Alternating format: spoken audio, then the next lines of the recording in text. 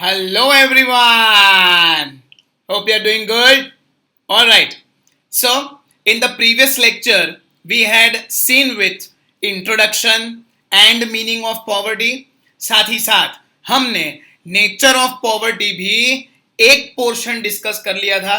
Nature of poverty was divided into two parts. One is absolute poverty and the other was relative poverty, जिसमें से absolute poverty हमने last lecture में देख लिया था और हमने ये समझ लिया था that absolute poverty means those people who are suffering from extreme poverty, complete situation of poverty.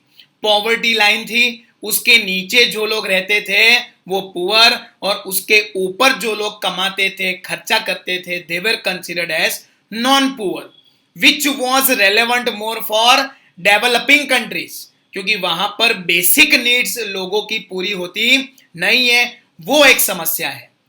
तो ये रिलेटिव पॉवर्टी जो हमारा आज का टॉपिक है वो किस कंट्री के लिए रेलेवेंट होगा? सोचो, डेवलपिंग कंट्रीज के लिए एब्सोल्यूट पॉवर्टी, तो relative poverty is more relevant for developed countries. अब बात को समझो. डेवलप कंट्रीज में जैसे ही बोलता हूं आपके दिमाग में कौन से कंट्रीज आएंगे? USA, UK, Japan, Australia, Germany, Egypt, Italy. Yes और नो? कितने सारे ऐसे कंट्रीज हैं जो हम सोच चुके हैं कि ये पर्टिकुलर कंट्री डेवलप्ड है. क्या वहां पर आप लोग कोई भिखमंगों को इमेजिन कर पाओगे? नहीं. डेवलप कंट्रीज का एक अलग ही वट होता है, और उन कंट्रीज में पॉवर्टी नहीं है ऐसा तो नहीं बोल सकते. वहां पर भी पॉवर्टी है, लेकिन वहां पर लोग एब्सोल्युटली पुअर नहीं है, एक्सट्रीमली पुअर नहीं है, कंप्लीटली पुअर नहीं है, but they are poor. Which poor? Relatively poor. Okay, क्योंकि हर शेर के ऊपर एक सवा शेर होता है. वैसे ही कोई गरीब के लिए थोड़ा कम गरीब उसके ऊपर होगा, कम गरीब के ऊपर थोड़ा अमीर होगा, थोड़ा अमीर के ऊपर बहुत अमीर होगा.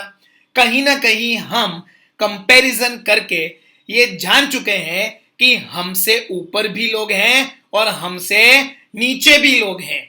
ऐसी ही एक कंपैरिजन हम यहां पर करेंगे to decide the concept of relative poverty. Okay, so let us start with that on your screen.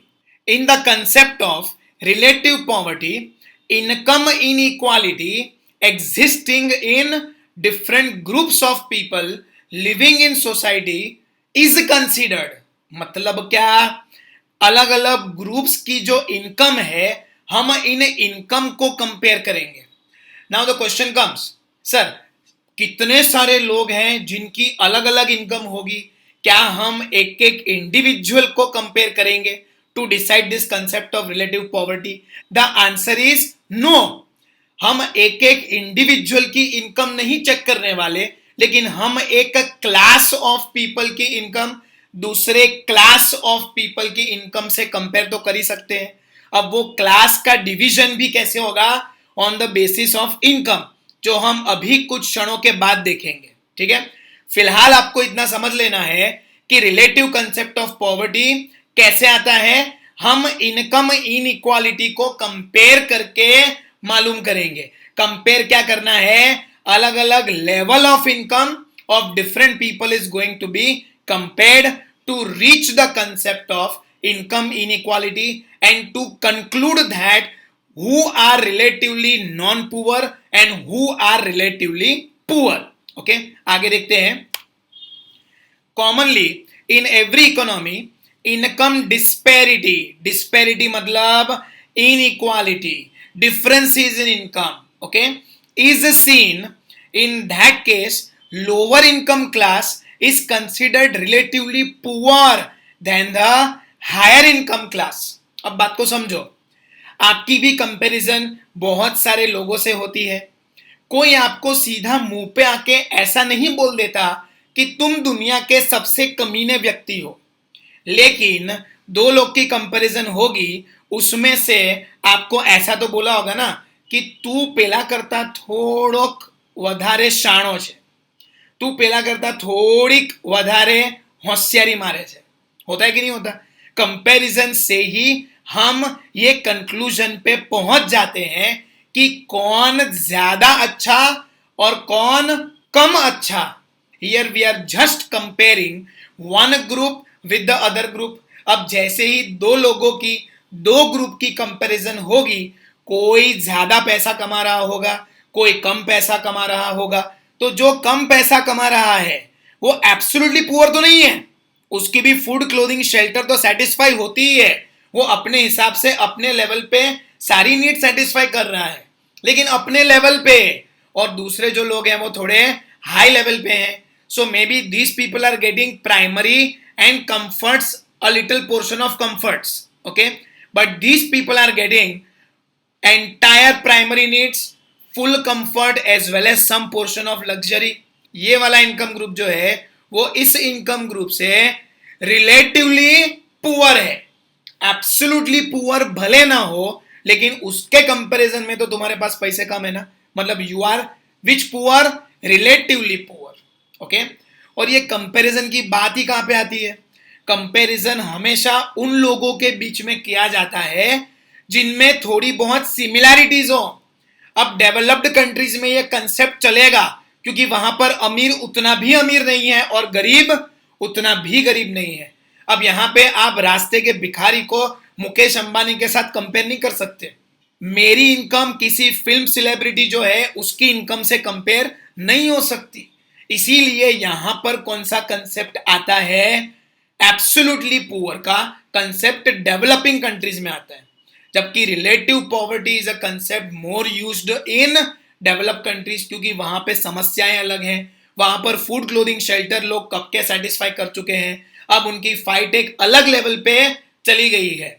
जो डेवलपिंग कंट्रीज में अभी भी बेसिक नीड्स के इर्द गिर्द ही कंसेप्ट घूम रहा है, ओके। चलिए आगे देखते हैं। तो आ गया, this concept is more relevant for developed countries, we know that, fine. In the context of India, which is rapid developing, okay, it is argued that we should study relative poverty and not absolute poverty or poverty line. देखो क्या लिखा है, developed countries के लिए relative poverty था और developing countries के लिए एब्सोल्यूट पॉवर्टी था। अब यहां पे विथ कंटेक्स्ट टू इंडिया लिखा है कि India is a rapid developing economy, हम बहुत ही तेज तरक्की कर रहे हैं। इकोनॉमिक ग्रोथ, इकोनॉमिक डेवलपमेंट यहां पे बहुत जबरदस्त स्पीड पे हो रहा है। ये तब का ऑब्जर्वेशन था जब कोरोना नहीं था। कोरोना के बाद तो पूरे कंट्री में डिप्रेशन आ गया है, साथ ही साथ कंट्री तो छोड़ो पूरे वर्ल्ड में डिप्रेशन आ चुका है, ठीक है। सो उसके बाद scenario has changed, but before corona thing happened, we were a rapidly growing economy, we were developing very fast. और ये रैपिडली ग्रोइंग इकोनॉमी है, फटाफट यहां पे डेवलपमेंट हो रहा है, तो क्यों ना यहां पर भी एब्सोल्यूट पॉवर्टी के कंसेप्ट को छोड़कर हम रिलेटिव पॉवर्टी पे जाएं, वो हमारे लिए मोर रेलेवेंट होगा, ऐसा कुछ इकोनॉमिस्ट का मानना है, ठीक है। वो अपने हिसाब से सही है, ट्रेडिशनल इकोनॉमिस्ट अपने हिसाब से सही है। अपने यहां पॉवर्टी का कौन सा कंसेप्ट चल रहा है? एब्सोल्यूट पॉवर्टी ही चल रहा है। अलग अलग एजेंसीज आई थी ना, उन्होंने अलग अलग डेटा बताया था, उसी डेटा में हम खेलते रहते हैं, because still 100% of the population have not satisfied their basic needs also, like food, clothing and shelter, okay, understood. चलिए आगे बढ़ते हैं। टेबल 5.3 ये आपकी टेक्स्ट बुक में है, सी दैट। दो कॉलम्स आपके सामने आ गए हैं, one is group and the other is income of this group, ठीक है। लेट अस से ग्रुप ए। सो वो कौन से इनकम ग्रुप में आता है? 0 to 30,000 रुपीज कमाने वाले लोग ग्रुप ए में आएंगे, okay. Then comes group B, 30,000 rupees to 1 lakh. अब बात को समझो, B is relatively non poor to A, और you can say A is relatively poor then B, okay. एक और ग्रुप आया, ग्रुप सी, उसकी इनकम ग्रुप क्या है? 1 लाख टू 5 लाख में कमाने वाले लोग ग्रुप सी में आ जाएंगे, ठीक है। तो हम ऐसा बोल सकते हैं कि group A is relatively poor as compare to B and C, group B is relatively poor to group C. Okay, next group पे जाते हैं, ग्रुप डी। देखो उसकी इनकम कितनी है, 5 लाख से लेकर 10 लाख रुपए तक। Okay, so now we can conclude group A is relatively poor to B, C and D. Group B is relatively poor to C and D. Group C is relatively poor than D.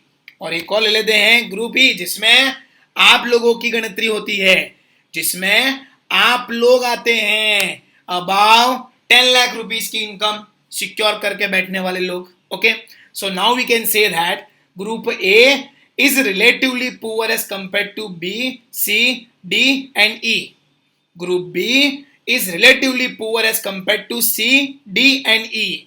बोलो फिर group C, yes, is relatively poor as compared to D and E. And group D is relatively poor as compared to E. ऐसे हम group में comparison करके क्या जान लेंगे कि कौन सा ग्रुप रिलेटिवली पुअर किस ग्रुप की कंपैरिजन के साथ है। Okay, which group is relatively poor as compared to which other group. So from here you come to know कि रिलेटिव पॉवर्टी कहां कहां कौन कौन से ग्रुप में है और कौन कौन से ग्रुप में नहीं है, कहां पे रिलेटिव पॉवर्टी रेलेवेंट है और कहां पे इररेलेवेंट है। Okay, understood. अब इस रिलेटिव पॉवर्टी के कंसेप्ट को मेजर करना है हमें। ओके, सो लिखा है टू मेजर रिलेटिव पॉवर्टी और income inequality generally two concepts are used. One is Lorenz curve and the other is Gini coefficient. Okay, Lorenz curve है और लॉरेंस कर्व के बेसिस पे ही जीनी कोएफिशिएंट डिराइव होता है। घबराने का नहीं, ये दोनों ही नाम आपको याद कर लेने हैं। ये 1 मार्क ऑब्जेक्टिव क्वेश्चन में आ सकता है that which two tools are used to measure relative poverty. तो कौन कौन से नाम है, Lorenz curve and Gini coefficient. ठीक है, तो ये पूरा आप लिख लेंगे अपनी नोटबुक में। Okay, without fail. अब हम ये देखेंगे कि what is Lorenz curve and what is Gini coefficient. Okay, on your screen Lorenz curve. सबसे पहला, in economics Lorentz curve is what? A graphical presentation of distribution of income and property. आइला, मतलब income का जो distribution हुआ है, property का जो distribution हुआ है पूरे देश में, उसका हम कौन सा प्रेजेंटेशन करेंगे, ग्राफिकल प्रेजेंटेशन करेंगे। तो हमें क्या मिलेगा, लॉरेंस कर्व मिलेगा। क्या मिलेगा, लॉरेंस कर्व मिलेगा। ओके, चलिए आगे देखते हैं। In 1905, Max O. Lawrence is the name of this economist, explained the inequality of property through which curve? Lawrence curve. तो डेफिनेटली लॉरेंस कर्व का नाम लॉरेंस क्यों है, क्योंकि इकोनॉमिस्ट का नाम क्या था, लॉरेंस था। गिफन गुड्स का नाम गिफन क्यों रखा था, क्योंकि इकोनॉमिस्ट का नाम सर रॉबर्ट गिफन था। वैसे ही यहां पे Max O Lorenz has explained this concept, तो कर्व उसके नाम का होना चाहिए, इतना तो भाई उसका हक बनता है। ओके, अब जीनी कोएफिशिएंट उसी से निकला हुआ एक मैथमेटिकल वैल्यू है। Let us see that Gini is a numerical measurement of distribution of income and property based on Lorenz curve. It lies between 0 and 1, मतलब जीनी कोएफिशिएंट की वैल्यू 0 और 1 के बीच में आएगी। ऐसी ही कोई वैल्यू हम चैप्टर 2 में देख चुके हैं। Yes, HDI, the value of HDI lies always between 0 and 1। वैसे ही जीनी कोएफिशिएंट का भी वैल्यू किसके बीच में आएगा, 0 और 1 के बीच में आएगा। ओके, आगे देखते हैं। If the value of Gini is 0, Gini ये अलाउद्दीन वाला नहीं है, ठीक है। If the value of Gini is 0 then it shows equal distribution of income.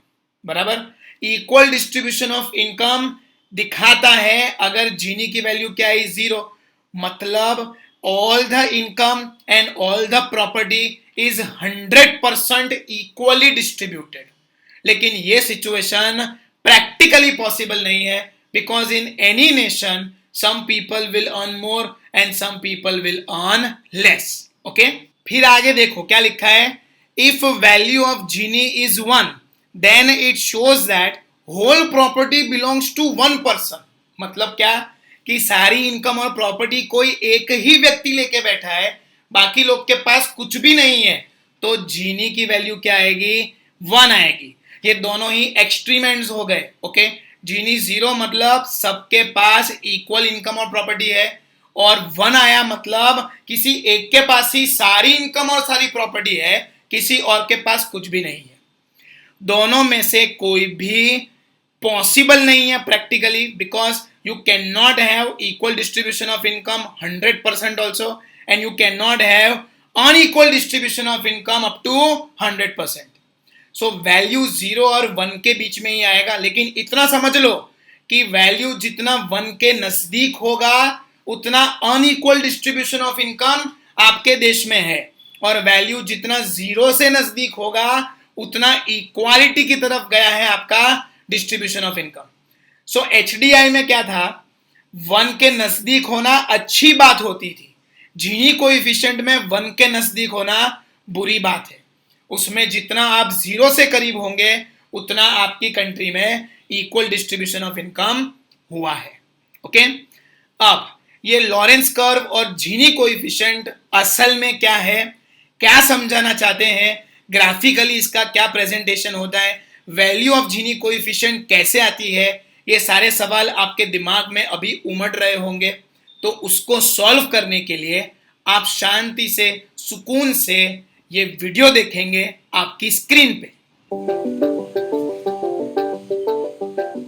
What is Gini coefficient? Household incomes vary from one household to another. The Gini coefficient measures the spread of household incomes across all households. To understand the Gini coefficient, we start with the Lorenz curve. This curve shows the spread of household incomes plotted on a chart.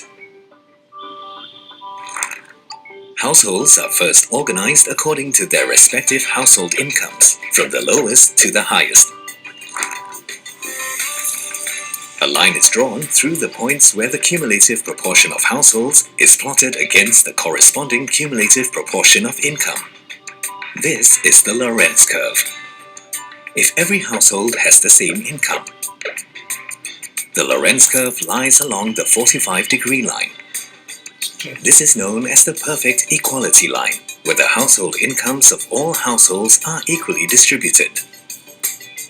However, if one household has all the income and others have zero income, the Lorenz curve is flat at the horizontal axis before it rises to 100%, where all the income is earned by one household. This is known as the perfect inequality line. दो extreme ends. How do we calculate the Gini coefficient using the Lorenz curve? See this.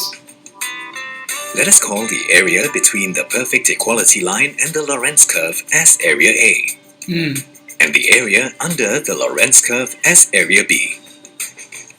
The Gini coefficient is calculated by taking area A divided by the sum of areas A and B. The Gini coefficient varies between the values of 0 and 1. सुनना, The Gini coefficient is 0 when the Lorenz curve coincides with the perfect equality line, which reflects perfect equality. As the Lorenz curve moves further away from the perfect equality line, the Gini coefficient increases, reflecting greater uneven spread of household incomes, and subsequently greater income inequality. The Gini coefficient is 1 when the Lorenz curve coincides with the perfect inequality line, which reflects perfect inequality. one person having all the income. ठीक है, ये video को वापस देखना अगर पहली बार में पता ना चला हो तो। अच्छे से समझा के रखा है कि how Lorenz curve and how Gini coefficient are actually calculated. Okay, हालांकि ये इन डेप्थ एनालिसिस आपके सिलेबस में नहीं है। लॉरेंस कर्व क्या है, एक मार्क का क्वेश्चन आ सकता है, और ये स्टेटमेंट आपको टेक्स्ट बुक के बीचों बीच नहीं मिलेगा। ग्लॉसरी पोर्शन में जाना, वहां पर लॉरेंस कर्व का मीनिंग बता के रखा है, जीनी कोएफिशिएंट का भी मीनिंग बता के रखा है। ये दोनों ही एक एक मार्क के लिए आ सकते हैं अगर बोर्ड का इरादा हुआ कि हमें पेपर टफ सेट करना है तो। Okay, so we should be ready for the toughest. Clear, understood? चलिए आगे देखते हैं। इंडिकेटर्स ऑफ पॉवर्टी, ठीक है। सो नेचर ऑफ पॉवर्टी जो टॉपिक था वो हमारा खत्म हुआ, ओके, जिसमें एब्सोल्यूट हो गया, रिलेटिव हो गया। अब हम क्या बात करने वाले हैं, इंडिकेटर्स ऑफ पॉवर्टी की। इंडिकेटर्स याद है आपको, indicators of growth, indicators of development. तो वो क्या इंडिकेट कर रहा था कि अपनी कंट्री में कितना ग्रोथ है, कितना डेवलपमेंट है। वैसे ही अब ये चैप्टर में हम क्या पढ़ने वाले हैं, इंडिकेटर्स ऑफ पॉवर्टी। सो कौन कौन सी ऐसी चीजें हैं जो ये इंडिकेट करेंगी कि भाई आपकी कंट्री में पॉवर्टी है, आपके लोग पुअर हैं। कैसे मालूम पड़ेगा, कौन से फैक्टर्स से मालूम पड़ेगा, उन्हीं फैक्टर्स को हम क्या बुलाएंगे, इंडिकेटर्स बुलाएंगे, ठीक है। जैसे आपके टू व्हीलर में होता है इंडिकेटर, कार में होता है इंडिकेटर। लेफ्ट जाना है तो लेफ्ट साइड वाला लाइट जबुक जबुक होता है, और राइट साइड जाना है तो राइट साइड वाला लाइट जबुक जबुक होता है कि नहीं। सो वही इंडिकेटर्स यहां पे हम डिस्कस करने वाले हैं। सो यहां पर इंडिकेटर्स ऑफ पॉवर्टी मतलब what are the things that you observe in a nation and conclude कि इस कंट्री में पॉवर्टी है। Let us see that on your screen. Point number 1, per capita house hold consumption expenditure. इससे आपको मालूम पड़ जाएगा कि कंट्री की क्या हैसियत है, वहां के लोगों का स्टैंडर्ड ऑफ लिविंग कितना ऊंचा है।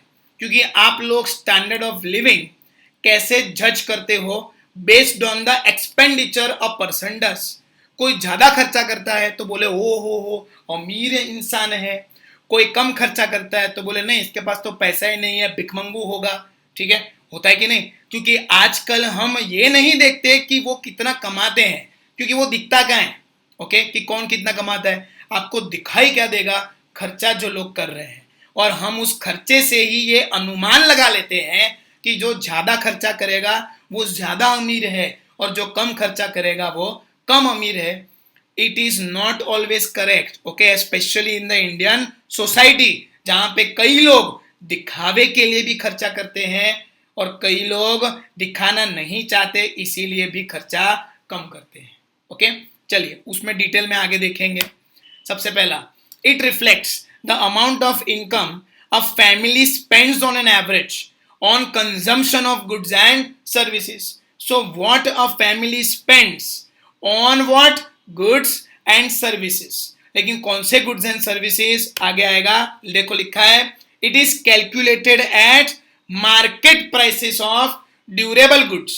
तो ड्यूरेबल गुड्स में जो खर्चा होगा उसकी जो मार्केट प्राइस होगी, अदर गुड्स एंड सर्विसेज पे जो खर्चा होगा वो सब हम गिनेंगे to calculate the per capita house hold consumption expenditure, okay.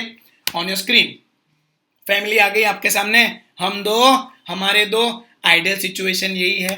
फिर उन्होंने कितना खर्चा किया, पैसा कितना उड़ाया on consumer durables and other types of goods and services.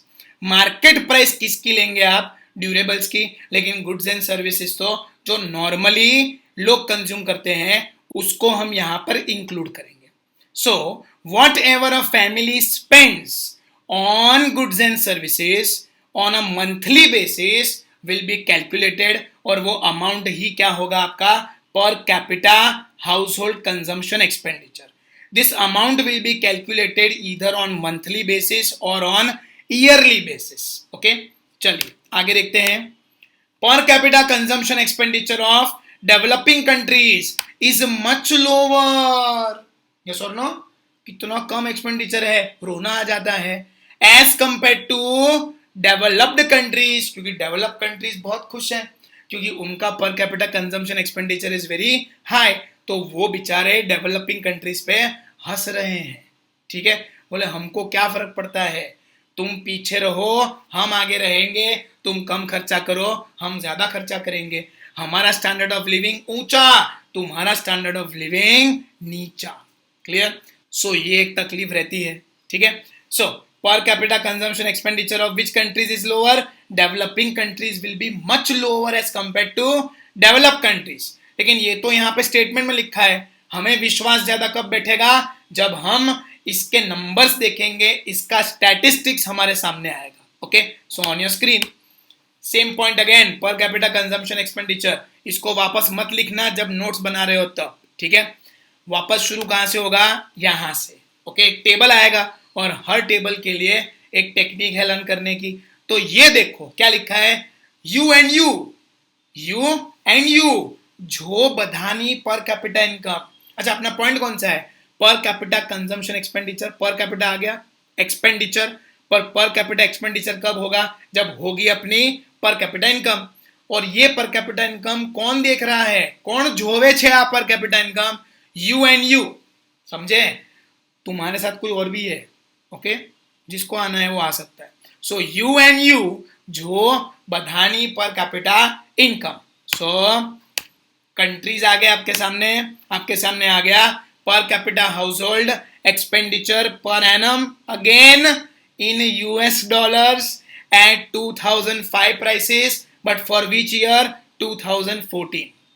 2005 is the base year price, साल कौन सा, 2014 है। और तब पर कैपिटा कंजम्पशन एक्सपेंडिचर कितना था पूरे साल का इन यूएस डॉलर्स, वो इस टेबल में बता के रखा हुआ है, ठीक है, on your screen. U and U मतलब U for USA, U for UK, ये दो ही होते हैं ना, U for USA and U for UK, okay.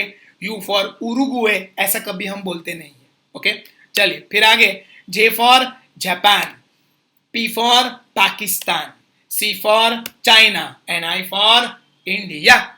Okay, so you and you, जो बधानी per capita income, UUJPCI, U for USA, U for UK, J for Japan, P for Pakistan, C for China, I for India. Okay, अब ये कितना expenditure करते हैं, late us see that, okay, on your screen. सबसे पहला US, तो US में एक आदमी 3 बार खाना खाए, एक्सपेंडिचर किस पे होता है बेटा, खाना खाने पे, ओके, कपड़ों पे, क्लियर। यूएस में एक आदमी 3 बार खाना खाए, 4 बार सोए, ऊन पे लगा के अत्तर, ऊन मतलब वुल और अत्तर मतलब परफ्यूम जैसा होता है, ठीक है। सो फोकस हमें कहां पे करना है, जो बोल्ड में और अंडरलाइंड है और इटैलिक है उसमें, 1, 3, 4 ऊन और अत्थर, ओके। सो यूएसए में एक आदमी, ओके, एक आदमी आ गया 1, कितनी बार खाना खाए, 3 बार, तो 3 आ गया, 3 बार हम लेफ्ट साइड लिखेंगे, 3 we will write on the left side. एक आदमी 3 बार खाना खाए, कितनी बार सोए, 4 बार सोए, ओके। सो आदमी सेंटर में है, लेफ्ट साइड खाना, राइट साइड सोना, ओके। चलिए फिर आगे देखते हैं, एक आदमी 3 बार खाना खाए, 4 बार सोए, ऊन पे लगा के अत्तर, ऊन अत्तर, उनहत्तर, उनहत्तर, उनहत्तर, उनहत्तर मतलब 69, ओके, 69 मतलब 69। सो 3 1 4 6 9, ओके, अंडरस्टूड। चलिए फिर यूके, सो यूके जब यूएस के पास गया है, यूके किसके पास गया, यूएस के पास गया, तो यूएस क्या बोला, પછી આવજે પછી, ओके।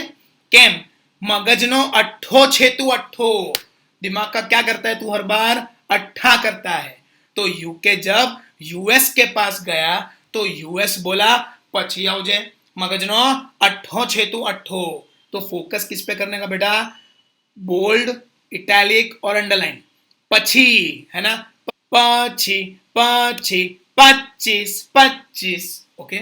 सो 25 आ गया, अट्ठो टू अट्ठो, अट्ठो टू अट्ठो, अट्ठो टू अट्ठो, 8 टू 8, ओके। तो ये हो गया 25,828। उसके बाद जापान में 2 लोग थे, कितने थे, 2 लोग थे। उसमें से एक ने ऊन पहन के छाछ पी ली, बोलो, एक ने ऊन पहन के छाछ पी ली, क्लियर। सो जापान में कितने लोग थे, 2 उसमें से एक ने ऊन पहन के छाछ पी ली। सो फोकस किस पे करना है, वापस bold, italic, underline, 2 22, okay, easy था। एक ने ऊन पहन के छाछ पी ली, अब उसमें अंडरलाइन कितना है, एक ऊन और छाछ, चलो साथ में बोलो, एक 49, एक 49, एक 49, एक 49, 149, 149, 149। ओके, उसके बाद पाकिस्तान, है ना, पाकिस्तान में हिजड़ों की फौज को हमने किया आधा। क्या सुनो, पाकिस्तान में हिजड़ों की फौज थी, हिजड़ा, ओके, और उसको हमने क्या किया, हाफ, आधा। ओके, सो पाकिस्तान में हिजड़ों की फौज को किया आधा, हिजड़ा मतलब छक्का, और उसका आधा कितना होता है, 3। लेकिन हम इज्जत देने के लिए क्या बोलेंगे, 03। खाली 3 लिखोगे ना तो 63 हो जाएगा। अब इतना कम भी नहीं होगा ना पाकिस्तान का पर capita house hold consumption expenditure. Okay, तो कम से कम 603 तो रखो, सो 603। ओके, उसके बाद चाइना, चाइना एक नंबर का क्या है, 420 है, वो तो है ही, पहले मैन्युफैक्चरिंग हब बना, हर कंट्री को अपने आप पे डिपेंडेंट बनाया, उनसे भी उनको चैन नहीं पड़ा, तो बोले अब मेडिसिन के लिए, हेल्थ के लिए भी तुम हम पे डिपेंडेंट हो जाओ। सो क्या निकाल दिया मार्केट में, कोरोना वायरस। इस पूरे ब्रह्मांड का लीडर बनने के लिए उसने ऐसी घिनौनी हरकत करी। सो चाइना एक नंबर का क्या है, 420, एक नंबर का 420 है। ओके, सो एक नंबर मतलब 1 और 420 तो आप तो जानते ही है 420। Okay, very easy. चलिए फिर इंडियानो साथ पक्षी आपसे, इंडिया का साथ ये कब देगा, बाद में देगा। इंडियानो साथ पक्षी आपसे, साथ पक्षी आपसे, कैलकुलेटर। ओके, सात पक्षी, सात पच्ची, सात 25, 725। ओके, सो 725। अंडरस्टूड। चल एक बार फिर से देख लेते हैं इसको स्टार्टिंग से लेकर इन तक। Let us revise. पहला per capita house hold consumption expenditure, UNU जो बधानी per capita income, UUJ PCI। So on your screen countries and per capita household expenditure, U for USA, U for UK, J for Japan, P for Pakistan, C for China, I for India। Okay, चलो USA में एक आदमी 3 बार खाना खाए, 4 बार सोए, उन पे लगा के 78। एक आदमी 3 on the left 4 on the right, उन पे लगा के 69, 69 मतलब 69। उसके बाद यूके, यूके जब यूएस के पास गया तो यूएस बोला पछी आउजे, मगर नो 8 छे तू 8 पछी मतलब 25, 8 तू 8 मतलब 8 to 8। उसके बाद देखा था हमने जापान में 2 लोग, उसमें से एक ने ऊन पहन के छाछ पी ली, 2 लोग, 2 22, उसमें से एक ने ऊन पहन के छाछ पी ली, 49, 49 मतलब 149। फिर पाकिस्तान में हिजड़ों की फौज को किया आधा, 603। चाइना एक नंबर का 420 है, सो 1 420।